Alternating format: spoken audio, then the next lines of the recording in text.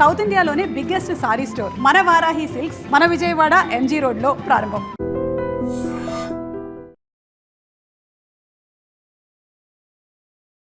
Welcome to I dream. నేను ఉదయశ్రీ.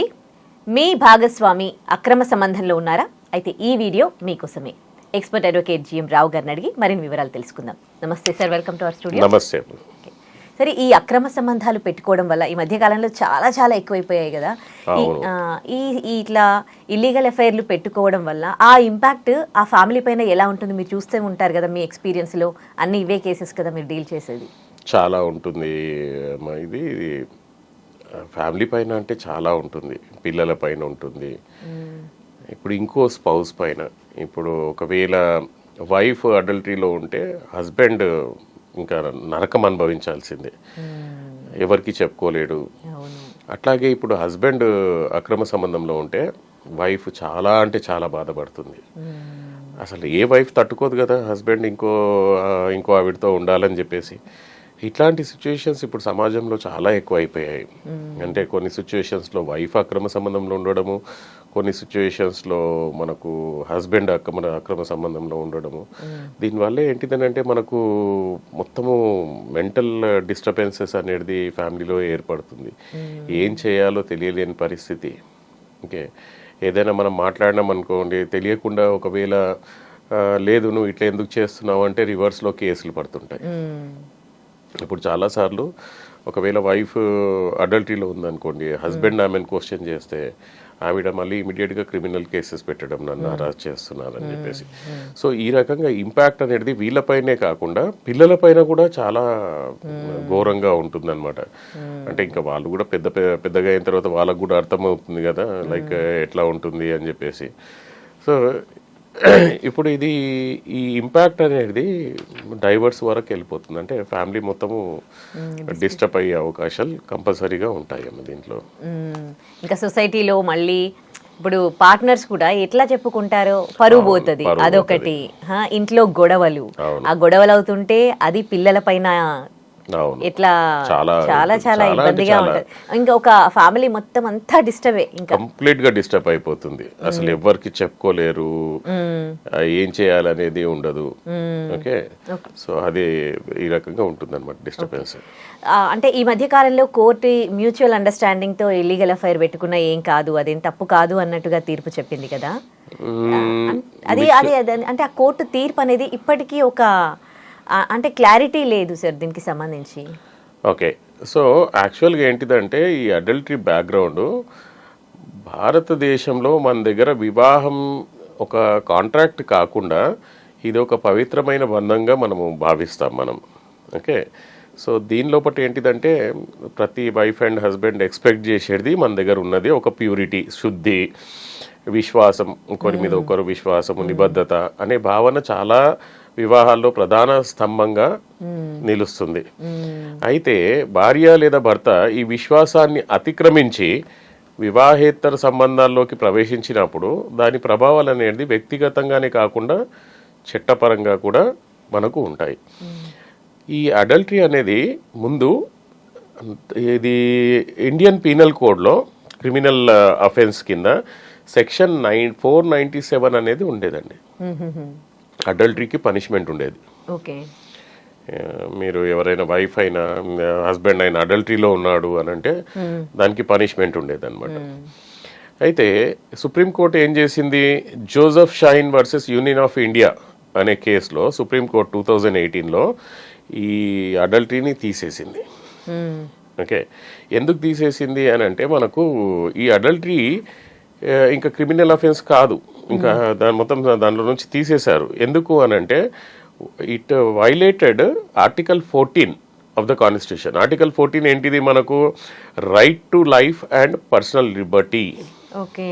నా ఇష్టం వచ్చినట్టు నేను బతకగలుగుతాను, సో ఆపడానికి వీల్లేదని ఈ గ్రౌండ్ మీద మనకి ఏం జరిగింది అని అంటే సుప్రీంకోర్టు 2018లో అడల్టరీ అనే సెక్షన్ని మొత్తానికి తీసేశారు. అడల్టరీ సెక్షన్ తీసేసేసరికి ఇప్పుడు ఏంటి, ఇంకా అడల్టరీ లేదు. సో దాని గురించి విచ్చలవిడిగా పెరిగిపోతూనే ఉన్నాయి. అంటే ఇప్పుడు పనిష్మెంట్స్ లేవు. వ్యభిచారము, ఇది అడల్టరీ అక్రమ సంబంధము అనేది ఇప్పుడు క్రిమినల్ నేరం అనేది కానే కాదు.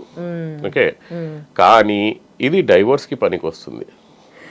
ఓకే, డైవర్స్ కి కానీ దీని మీద మనకు మెయింటెనెన్స్ హక్కుల మీద కానీ అలుమిని మీద కానీ ఇంపాక్ట్ ఇస్తుంది.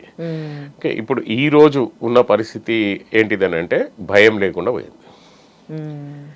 ఓకే, అడల్టరీలో నేను ఉన్నాను, ఏం చేసుకుంటారో చేసుకోపోండి. ఓకే, వైఫ్ అట్లాగే ఉంటున్నారు, అమ్మాయి ఉమెన్ సైడ్ అట్లానే, హస్బెండ్ సైడ్ అట్లాగే. ఎన్ని కేసులు చూసినా కానీ దాని లోపల ఏంటిదని అంటే అవును ఏం చేసుకుంటారు, నేను అడల్టరీలో ఉన్నాను ఏం చేసుకుంటావు, పోలీసు వాళ్ళకి పోయి వీడు ఇట్లా ఉన్నాడంటే కూడా నేను ఏం చేయలేమమ్మా అనే పరిస్థితి. సో దీనివల్ల ఏంటిదని అంటే మనకు ఒక రకంగా ఇక సమాజం మీద ఒక బ్యాడ్ ఇంపాక్టే పడుతుంది. అడల్టరీ అనేది ఇంకా భయం అనేది ఎవరికి లేకుండా పోయిందండి. ఒకవేళ తెలిసిందనుకోండి పార్ట్నర్ ఇల్లీగల్ అఫైర్ లో ఉన్నారు అని, అప్పుడు ఎట్లా రియాక్ట్ అవ్వాలి, ఏం చేయాలి? ఇది చాలా ఇంపార్టెంట్ క్వశ్చన్. చాలా మంది ఏంటిదనంటే పార్ట్నరు ఇది మన అక్రమ సంబంధంలో ఉన్నారని తెలియగానే వెంటనే అర్చేయడం లేదా ఏదో గొడవ పెట్టుకోవడము, అట్లాంటి పనులు చేయొద్దు ఎప్పుడు. ఓకే, ఇది నా అనుభవంతో చెప్తున్నాను.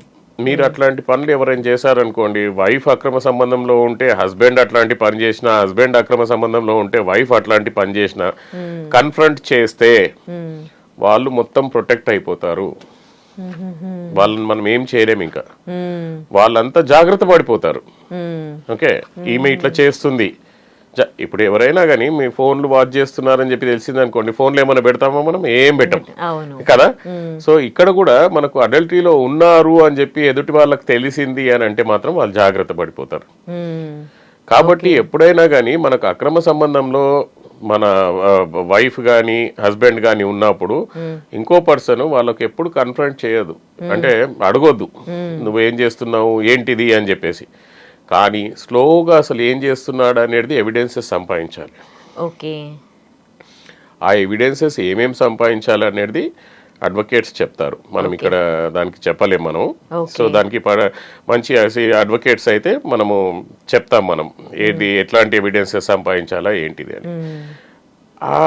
ఆ పీరియడ్ లోనే మనకు మంచి అవకాశం ఉంటుంది. ఓకే, అలా చేస్తేనే బెటర్. ఎట్లాంటి రైట్స్ ఉంటాయి అదర్ పార్ట్నర్ కి ఒకవేళ పార్ట్నర్ ఇల్లీగల్ అఫైర్ పెట్టుకుంటే? పార్ట్నర్ ఇల్లీగల్ అఫైర్స్ పెట్టుకున్నారనుకోండి, వాళ్ళ హక్కులు ఏంటిది? Okay, so partner illegal affair పెట్టుకుంటే ఫస్ట్ ఆఫ్ ఆల్ క్రిమినల్ అనేది అయితే లేదు, క్రిమినల్ పనిష్మెంట్ లేదు. వాళ్ళకి మిగిలింది రెండే రెండు, ఐదర్ మీడియేషన్ ద్వారా రికన్సిలేషన్ చేసుకోవడం. ఓకే, నేను ఇట్లా చేయను అది ఇది రికన్సిలేషన్ చేసుకొని ఉండడం. ఇప్పుడు దీంట్లో కూడా మనం ఆలోచించాల్సింది ఏంటిదని అంటే అండి, ఈ అక్రమ సంబంధం అనేది కొంతమంది 40 years తర్వాత కూడా పెట్టుకుంటున్నారు. ఓకే, అప్పటికి పిల్లలు పెద్దగా ఉంటారు, 18 years 20 years. వీళ్ళకి తెలిసిందంటే పరుగు పోతుంది. హస్బెండ్కి తెలుసు వైఫ్ గురించి, లేకపోతే వైఫ్కి తెలుసు హస్బెండ్ ఇటువంటి పనులు చేస్తున్నాడని. రెండు రకాల కేసెస్ ఉంటాయి మన దగ్గర. సో దీంట్లో ఏంటిదని అంటే మనకు ఆ మూమెంట్లో వీడు ఇప్పుడు గొడవబడి చేసేది ఏమీ లేదు. సో ఇంకా కొన్ని సిచ్యువేషన్స్లో ఏంటిదని అంటే రికన్సైల్ అయిపోయి కౌన్సిలింగ్ పెట్టుకొని ఇద్దరు మళ్ళీ కలిసి ఉండడం బెటర్. ఎందుకనంటే అంతంత పెద్ద పిల్లలు ఉన్న తర్వాత విడిపోవడము దాంతో వచ్చేది ఏమీ లేదు. దాని తర్వాత పిల్లల మీద కూడా చాలా ఘోరంగా ఇంపాక్ట్ అవుతుంది. ఇది ఒక పద్ధతి, కలిసి మీడియేషన్లో కలిసి ఉండడం ఒక పద్ధతి. రెండోది ఏంటిదని అంటే డైవర్స్ తీసుకోవడం. ఓకే, ఈ డైవర్స్ అనేది హిందూ మ్యారేజ్ యాక్ట్ 1955 ప్రకారంగా అయితే సెక్షన్ 13(1) ఆఫ్ I ఇది అడల్టరీలో ఉంటే దాని గ్రౌండ్ పైన. అదే స్పెషల్ మ్యారేజ్ యాక్ట్ అంటే ఒక మతం వాళ్ళు ఇంకో మతాన్ని పెళ్లి చేసుకొని అట్లాంటిది ఉంటే స్పెషల్ మ్యారేజ్ యాక్ట్ అప్లై అవుతుంది. దాంట్లో సెక్షన్ 27(1) ఆఫ్ A దాని ప్రకారంగా అడల్టరీ కింద తీసుకోవచ్చు. క్రిస్టియన్స్ ఒకవేళ ఇట్లాంటిది ఒకవేళ ఇదైతే డైవర్స్ తీసుకోవాలనుకుంటే section 10(1) of I. Okay, Parsi marriage యాక్ట్లో కూడా మనము వాళ్ళు కూడా తీసుకోవచ్చు, సెక్షన్ 32 ఆఫ్ D. దీని కింద వాళ్ళు అడల్టరీ గ్రౌండ్ మీద డైవర్స్ ఫైల్ చేయవచ్చు. ఓకే, ఈ ఈ 2 తర్వాత మెయింటెనెన్స్. వైఫ్ అక్రమ సంబంధంలో ఉందని మనం ప్రూవ్ చేస్తున్నాం కోర్టులో. ప్రూవ్ చేయడం వల్ల మనకు డైవర్స్ కూడా వస్తుంది. ఇప్పుడు వైఫ్ గురించి మాట్లాడుతున్నాం మనం. వైఫ్ అక్రమ సంబంధంలో ఉంటే ప్రూవ్ చేస్తే డైవర్స్ కూడా వస్తుంది. మళ్ళీ ఏంటిదంటే ఆమెకు మెయింటెనెన్స్ కూడా రాదు. ఓకే. మెయింటెనెన్స్ మనకు అసలు ఆమెకు ఇవ్వాల్సిన పని లేదు, అడల్టరీలో ఉన్నదని చెప్పేసి. అదే హస్బెండ్ ఒకవేళ అడల్టరీలో ఉంటే, అక్రమ సంబంధంలో ఉంటే, వైఫ్ ఆమె మెయింటెనెన్స్ క్లెయిమ్ చేయొచ్చు, alimony and maintenance. And she can file domestic violence act cases also for the mental harassment. Okay, domestic violence act అనేది ఆడామె ఇంకోని మీద ఫైల్ చేయొచ్చు కానీ మొగుడు ఆమె మీద ఫైల్ చేయడం లేదు. Protection of women from domestic violence act అన్నారు. అంటే protection of women, protection of men కాదు. సో అమ్మాయి ఆడామె ఏంటిదనంటే హస్బెండ్ పైన protection of women from domestic violence అని చెప్పేసి ఆ యాక్ట్ కింద మనకు తను డొమెస్టిక్ వైలెన్స్ కేసెస్ కూడా ఫైల్ చేయొచ్చు. దీని ఇంకో ఇంపాక్ట్ ఏంటిదంటే అండి, చైల్డ్ కస్టడీ మీద కూడా చాలా ఇంపాక్ట్ ఉంటుంది. కొన్ని సిచ్యువేషన్స్లో ఏంటంటే మోరల్ అనేది ఒకటి ఉంటుంది కదా. హస్బెండ్ అడల్టరీలో ఉన్నాడంటే హస్బెండ్కి కస్టడీ ఇవ్వడం కష్టం, వైఫ్ కస్టడీలో ఉందంటే వైఫ్కి ఇవ్వడం కష్టం. కానీ పరమౌంట్ వెల్ఫేర్ ఆఫ్ ద చైల్డ్ అనేది కోర్టు కంపల్సరీ చూస్తారు. But direct or indirect impact of this మన అక్రమ సంబంధం అనేది దాంట్లో కూడా ఉంటుంది మనకు. సో ఇవన్నీ జరగకూడదు మనకు. ఓకే, ఇవన్నీ కాకుండా ఉండాలి, ప్రపంచానికి కూడా తెలియదు అని అంటే అవుట్ ఆఫ్ కోర్ట్ సెటిల్మెంట్ చేసుకొని విడిపోవడమే. ఓకే. ఇప్పుడు ఇలాంటి కేసెస్లో చాలా ఫాల్స్ అలిగేషన్స్ చేస్తూ ఉంటారు కదా, వాటి పరిణామాలు ఎట్లా ఉంటాయి ఒకవేళ ఫాల్స్ అలిగేషన్స్ చేస్తే? ఫాల్స్ అలిగేషన్స్ వేశారనుకోండి, పిటిషన్ డిస్మిస్ అయిపోతుంది first of all. Okay, adultery మీద ఏదైనా ఫాల్స్ అలిగేషన్ పెట్టి డైవర్స్ ఏదో ఒకటి వేస్తే పిటిషన్ డిస్మిస్ అయిపోతుంది. తర్వాత డిఫేమేషన్ కూడా క్లెయిమ్ చేయొచ్చు other partner. Civil and criminal defamation claim చేయొచ్చు. ఓకే, ఇది మనకు ఒక జడ్జిమెంట్ ఉందండి సుప్రీంకోర్టుది, కె శ్రీనివాసరావు వర్సెస్ డిఏ దీప. ఓకే, ఇది 2013 జడ్జిమెంట్. ఈ జడ్జిమెంట్ లో సుప్రీంకోర్టు ఏం చెప్పింది అని అంటే, ఫాల్స్ అలిగేషన్స్ అనేది మెంటల్ క్రూయాలిటీ అవుతుంది, దాన్ని బేస్ చేసుకొని డైవర్స్ ఇవ్వచ్చు అని. ఇప్పుడు చాలా మంది ఏం చేస్తుంటారంటే మన డైవర్స్ పిటిషన్ పెడతారు. డైవర్స్ పిటిషన్ పెట్టి ఆయనతో సంబంధం ఉంది, ఈయనతో సంబంధం ఉంది, ఇది అని అంటారు కానీ వాళ్ళు ప్రూవ్ చేయరు. సో అది అన్ని అక్రమ సంబంధం అంటే ఫాల్స్ అలిగేషన్స్ పెట్టడమే కదా, that it self is a cruelty. దాని గురించి దాన్ని బేస్ చేసుకొని ఎవరు పిటిషన్ వేసారు వాళ్ళకే రివర్స్ అవుతుంది, డైవర్స్ వచ్చేస్తుంది అనమాట. సో ఫాల్స్ అలిగేషన్స్ వల్ల డైవర్సే కాకుండా చాలా మంది ఏంటిదంటే ఎందుకులే అని చెప్పి వదిలేస్తారు. కానీ ఎవరైతే ఫాల్స్ అలిగేషన్స్ వల్ల కేసు వేసారో, ఇప్పుడు హస్బెండ్ కేసు వేసిండు అనుకోండి వైఫ్ మీద, నా వైఫ్ ఆయనతో తిరుగుతుంది, రాత్రంతా మాట్లాడుతుంది, ఆమె అక్రమ సంబంధంలో ఉన్నది, కరెక్టే కదా.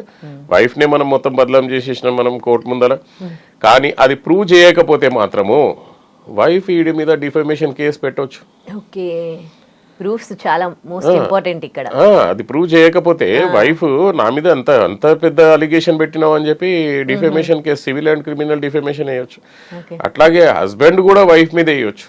ఓకే, కాబట్టి మనకు సుప్రీంకోర్టు ఏమంది, ఇట్లాంటి అలిగేషన్స్, ఫాల్స్ అలిగేషన్స్ పెట్టుకోకూడదు అని చెప్పి చెప్పింది అనమాట. మీరు ఇలాంటి అన్ని మీరు అంటే హ్యాండిల్ చేసే కేసెస్ అన్ని ఇవే కదా, డైవర్స్ కి సంబంధించి అండ్ లీగల్ అఫైర్స్ కి సంబంధించి? అంటే నేను హ్యాండిల్ చేసే cases criminal and property and family matters ఉంటాయండి. కానీ నాది ఇంట్రెస్ట్ ఏంటిదంటే చాలా కాంప్లికేటెడ్ కేసెస్ అట్లాంటివి నాకు వస్తుంటాయి. అవి సాల్వ్ చేయడంలోనే నాకు కొద్దిగా మంచి ఆనందం ఉంటుంది అనమాట.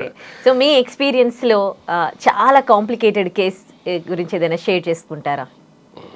చాలా కాంప్లికేటెడ్ కేసెస్ చాలా ఉన్నాయండి. దాంట్లో ఒక కేసు గుర్తొచ్చింది, అది ఆల్మోస్ట్ లైక్ 2013 అనుకుంటాను కేసు. సో ఇక్కడ తెలుగు మ్యాట్రిమోనీ నుంచి మ్యారేజ్ జరిగింది.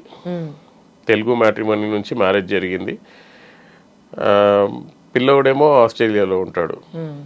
ఈ పిల్ల ఏమో సమ్వేర్ నార్త్ ఇండియా ఎక్కడో జాబ్ చేస్తుంది, తెలుగు అమ్మాయి కానీ నార్త్ ఇండియా ఎక్కడో జాబ్ చేసేది అనమాట. సో తెలుగు మ్యాట్రిమోనీ నుంచి పెళ్లి అయిన తర్వాత పిల్లోడు చాలా ఇన్నోసెంట్. ఈ అమ్మాయిని చూస్తే ఎవరైనా అమ్మాయి గురించి తప్పుగా మాట్లాడితే పక్కోడు వాళ్ళని కొట్టినా కొడతాడు, అంత ఇన్నోసెంట్ ఫేస్ ఉంటుంది అనమాట అమ్మాయిది. ఓకే, పెళ్లి చేసుకొని ఆస్ట్రేలియాకి వెళ్ళారు. ఆస్ట్రేలియాకి వెళ్ళిన తర్వాత second day or third day husband observe చేసింది ఏంటిదంటే ఈవిడ స్కైప్లో డ్రెస్ బట్టలు లేకుండా ఇంకోటికి నేను బాగున్నానా అని చెప్పి ఏదో చూపిస్తుంది అనమాట. సో హీ వాజ్ షాక్డ్, ఏంటిది అని చెప్పేసి. వీడికి ఇంకా భాగవతం తెలియదు, వీడు అసలు ఏం జరిగిందా అని చెప్పేసి వాడు అసలు షాక్లో ఉండి ఏంటిది ఇది, ఏం చేస్తున్నావు నువ్వు అని చెప్పేసి వాడు నా దగ్గరికి అట్లా ఇట్లా తెలుసుకొని మనకు ఫోన్ చేశాడనమాట. అప్పుడు ఫోన్ చేస్తే ఇది మీరు ఒకసారి ఏదైనా ఎవిడెన్స్ ఉండాలండి, మనము ఒక ఆడపిల్ల మీద మీరు వితౌట్ ఎవిడెన్స్ మీరు ఏం చేయలేరు అని. సో ఆ కంప్యూటర్లో అది రికార్డర్, వీడియో రికార్డర్ అనేది పెట్టేశాడు. So everything was recorded. Record అయిన తర్వాత అప్పుడు క్వశ్చన్ వేసాడు అనమాట. క్వశ్చన్ కూడా వేయలేదు, మాట్లాడడం మానేశాడు. ఎందుకు మాట్లాడలేదు అని అంటే ఏంటిది ఇదంతా అని చెప్పి వెళ్ళిపోయాడు. వెళ్ళిపోతే ఆ అమ్మాయి అతనికి మెయిల్ పంపించిందండి. గ్రేట్ చూడండి, ఏమని అంటే పెళ్ళి కాకముందు ఫస్ట్ ఏ అనే పర్సన్ నాకు ఇంట్రడ్యూస్ అయ్యాడు, అతనితో నాకు ఫిజికల్ రిలేషన్షిప్ ఉంది. ఏ అనే పర్సన్ అవసరం వచ్చి అతను బయట దేశానికి వెళ్ళిపోయాడు, వేరేక్కడు. ఆయన వెళ్ళిపోతూ బి అనే పర్సన్ని కల్పించాడు. సో బి అనే పర్సన్ తోటి ఉంది నాకు రిలేషన్. ఆ బి అనే పర్సన్ కూడా కొన్ని రోజుల తర్వాత వేరే షిఫ్ట్ అయిపోవాల్సి వచ్చింది, కాబట్టి అతను బి వెళ్ళేటప్పుడు సి అండ్ డిని కల్పించాడు. So almost 5 members. సో వీళ్ళతోటి వెళ్ళిపోవడం కాదు, ఎప్పుడైనా టైం దొరికితే వాళ్ళు మళ్ళీ హైదరాబాద్కి వస్తే she will be in the physical relationship with them. So in the email ఆమె క్లియర్గా ఏం మెన్షన్ చేసిందనంటే హస్బెండ్కి, నేను వీళ్ళతోటి ఫిజికల్ రిలేషన్షిప్లో లేకుండా ఉండలేను. రియల్ అండి ఇది, this is the real case. Okay, నేను ఫిజికల్ రిలేషన్షిప్లో లేకుండా ఉండలేను. సో నువ్వు కూడా ఎవరినైనా చూసుకో. మనం ఏంటిదంటే సమాజం కోసము మనం వైఫ్ అండ్ హస్బెండ్ లాగా ఉందాం. నేను నా డ్యూటీ నేను చేసుకుంటా, నా పని నేను చేసుకుంటా, నీ పని నువ్వు చేసుకో. ఓకే, సో ఈ కేసు తీసుకొని వాళ్ళ బావగారు చెన్నైలో ఉంటారు.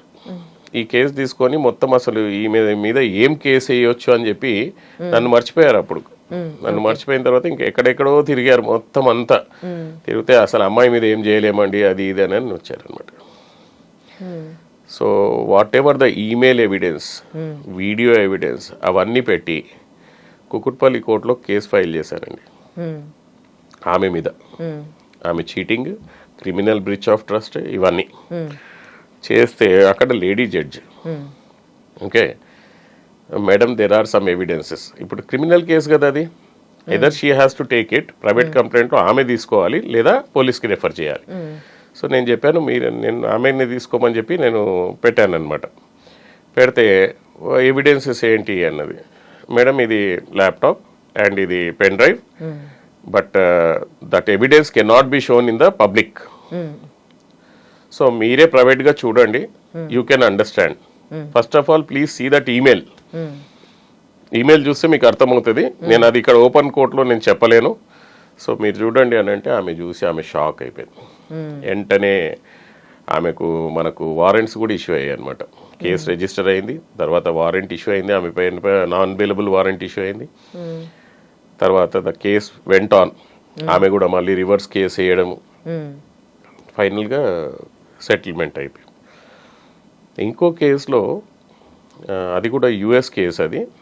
ఆ కేసులో పిల్లలు పెద్దగా ఉన్నారండి, 16 years and 14 years or so and so. ఇద్దరు యుఎస్ సిటిజన్స్, ఇద్దరు గ్రీన్ కార్డ్ హోల్డర్స్. ఇంకా అక్కడ చాలా రోజులు అయిపోయింది కదా అని చెప్పి ఇద్దరు ఇంటికి వచ్చేసారు. ఇంటికి వచ్చేసిన తర్వాత ఈ వైఫ్ ఏంటిదనంటే ఏదో స్కూల్ గ్రూప్ ఉంది అది ఇది అని చెప్పి ఒకరితో లింక్ పెట్టుకుందనమాట యుఎస్లో. పెట్టుకున్న తర్వాత కొన్ని రోజులు అయిన తర్వాత ఆవిడ ఏమందంటే, నేను ఇక్కడ చాలా బోర్ అయిపోతున్నా, నాకు యుఎస్ ఎన్విరాన్మెంట్ ఇదైంది, నేను అక్కడికి వెళ్ళేసి వస్తాను, నా ఫ్రెండ్స్ అందరూ ఏదో పిలుస్తున్నారు, అది ఇది ఏదో ఫంక్షన్ ఉంది అని చెప్పి ఈవిడ అక్కడికి వెళ్ళింది. అయితే ఈ మధ్యలో వాళ్ళ హస్బెండ్కి డౌట్, ఈవిడ ఏదో చేస్తుంది బ్యాక్గ్రౌండ్లో అని చెప్పి. అండ్ గ్రేట్ ఏంటిదని అంటే ఆ హస్బెండ్ కొద్దిగా డౌట్ వచ్చినప్పుడే నన్ను కాంటాక్ట్ అయ్యాడు. ఓకే. అప్పుడు అతను క్లియర్గా చెప్పాను, బాబు ఎట్లాంటి కన్ఫ్రంట్ చేయొద్దు, నువ్వు ఎట్లాంటి క్వశ్చన్ అడగొద్దు, వెళ్ళనియండి. ఓకే. సో ఆమె వెళ్ళింది. ఆమె ఎట్లా ట్రాక్ చేసిందంటే వాళ్ళ హస్బెండ్ ఏ హోటల్లో ఉంది, ఎవరితో ఉంది, ఎన్ని గంటలు ఉంది, ఎన్ని రోజులు ఉంది, అన్ని మొత్తం ట్రాకింగ్ అనమాట. ఆ రికార్డ్ అంతా వచ్చేసింది మనకు. వచ్చేసిన తర్వాత ఈమెయిల్ అవన్నీ కూడా ట్రాక్ చేయడం స్టార్ట్ చేసాం. ఓకే. తర్వాత ఏం జరిగింది, ఇది ప్రైవసీ దెబ్బతింటది అనేది క్వశ్చన్ కాదండి. ఇది ప్రైవసీ దెబ్బతింటదని కాదు, మనిషి లైఫే పోతుంది ఇక్కడ. ఓకే. కోర్టుకి కావాల్సింది ప్రూఫ్. సో ఇతను ఏంటిదని అంటే మొత్తం చాటింగ్ వాచ్ చేయడం అవి ఇవి చేశాడు హస్బెండ్. తర్వాత ఒక రోజు జరిగింది ఏంటిదని అంటే హస్బెండ్ అతను ఇండియాకి వచ్చాడు. ఇండియాకి వచ్చినప్పుడు ఇతను లేనప్పుడు వాళ్ళు ఫిజికల్గా కలవడం స్టార్ట్ చేశారనమాట, వీళ్ళ ఇంట్లోనే, వీళ్ళ బెడ్ మీద. ఓకే. సో హస్బెండ్ ఏం చేశాడు, ఇంకా ఎట్లా చేద్దాం సార్ అది ఇది అని అంటే we installed a secret camera directly on top of the bed. Okay. ఇంకేంటిది, డైరెక్ట్గా దొరికిపోయారు. అది చూపెట్టి, అది ఆమెకే చూపెట్టి వాళ్ళ ఫాదర్కి చూపెట్టలేదు, ఇంత ఘోరంది మీరు చూడలేరు అని చెప్పి ఆమెకు చూపెట్టి, చూడమ్మా మీ హస్బెండ్ మొత్తం అంతా సెక్యూర్ చేశాడు, డైవర్స్ ఇచ్చేసేయనంటే వీడియో రికార్డ్ చేశాము అంత డైవర్స్ వాళ్ళకి చెప్పాను. వాళ్ళే అంత వీడియో రికార్డ్ చేసుకొని మా తప్పు అయిపోయింది, నేను ఇట్లా అడల్టరీలో ఉన్నాను అది ఇది అని చెప్పి అంతా రాసేసి మ్యూచువల్ డైవర్స్ MOU రాసుకున్నారు. రాసుకున్న తర్వాత మ్యూచువల్ డైవర్స్ ఫైల్ చేసిన తర్వాత ఎవడో అడ్వకేట్ అన్నాడంట, అట్లెట్లా అవుతుంది అని చెప్పి she started fighting for it. Okay. So అప్పుడు ఏం చేయాల్సి వచ్చింది, we have submitted all the evidence to the court. ఆమె పరువే పోయింది కదా. మనం ఏమన్నాము, పరువు పోకుండా ఎవ్వరికి తెలియకుండా మ్యూచువల్ డైవర్స్ తీసుకోండి. ఓకే. ఒక కండిషన్, హస్బెండ్ ది కండిషన్ ఏంటంటే నువ్వు ఇట్లాంటి పనులు చేస్తున్నావు కాబట్టి చిల్డ్రన్ కస్టడీ నీకు ఇవ్వను, నేను చైల్డ్ కస్టడీ నాకే ఉంటుంది. ఆమె లేదు చైల్డ్ కస్టడీ నాకు కూడా రావాలి అది ఇది అని చెప్పి ఏదో గొడవలు పెట్టుకొని ఇది చేసింది. ఫైనల్గా ఆమె ఓడిపోయింది, అడల్టరీ ప్రూవ్ అయింది, పరువు అయింది. పిల్లలు కూడా ఇక్కడే. పిల్లలు అప్పటికే మెచ్యూర్డ్ కదా. ఈ కాలంలో 7 years 8 yearsకే మెచ్యూరిటీ, మాక్సిమం 10 yearsకే మెచ్యూరిటీ బాగా ఉంటుంది వాళ్ళకు. అడల్టరీలు అన్నీ తెలుసు. So they know very well and వాళ్ళు తండ్రితోటే ఉన్నారనమాట. ఈ అడల్టరీ వల్ల మొత్తం ఫ్యామిలీస్ మొత్తం డిస్టర్బ్ అయిపోతున్నాయండి, అటు సైడు ఇటు సైడు రెండు. ఇప్పుడు అమ్మాయి అడల్టరీలో ఉందని చెప్పి పబ్లిక్లో కోర్టులో ప్రూవ్ చేస్తే ఇంకా పరువు ఏముంటుందండి, వాళ్ళ తల్లిదండ్రులు ఏం బతికి ఉండాలా, ఎట్లా ఉండాలి మన పరిస్థితి, సొసైటీలో ఎట్లా బతుకుతారో ఎట్లా తిరుగుతారు వాళ్ళు. సో నేను చెప్పేది ఏంటిదంటే అడల్టరీలో ఫస్ట్ ఆఫ్ ఆల్ ఉండడమే తప్పు. ఓకే. ఒకవేళ ఉన్నా కానీ మీరు సెటిల్ చేసుకోండి, బయటపడకుండా సెటిల్ చేసుకొని మీరు ఇది చేసుకుంటే పరువు అయితే పోతుంది, పరువు పోకుండా ఉంటుంది. అదొకవేళ సెటిల్ చేసుకోకుండా కోర్టు వరకు వెళ్ళి నువ్వేం ప్రూవ్ చేస్తావు నేనేం ప్రూవ్ చేస్తావు అనుకున్నాం అనుకోండి, పిల్లలు ఉంటే పిల్లల మీద భయంకరంగా ఇంపాక్ట్ పడుతుంది అండ్ పిల్లలు కూడా చెడిపోతారు. రైట్. చాలా బాగా చెప్పారు. Thank you so much. Thank you అండి. నిజంగా ప్రస్తుతం ఉన్నటువంటి సమాజం దేనికి ప్రయారిటీ ఇస్తుంది? ఆర్థిక సంబంధాల చుట్టూ మాత్రమే తిరుగుతోంది. మళ్ళీ ఎన్నికలంగానే చాలా విరక్తి కలుగుతున్నాం. మంచి అనిపిస్తుంది కదా, లేడీస్ కూడా ఛాలెంజింగ్ జాబ్స్ చేసినప్పుడు చాలా బాగుంటది. ట్రాఫిక్ అసిస్టెంట్స్ గా నియమించిన ట్రాన్స్జెండర్స్ అందరితో సాల్యూట్ చేయించుకుంటున్నారు. ఫుడ్ డెలివరీ ఇవ్వటానికి వెళ్ళినటువంటి డెలివరీ బాయ్ అనిల్ పై కళ్ళ ముందు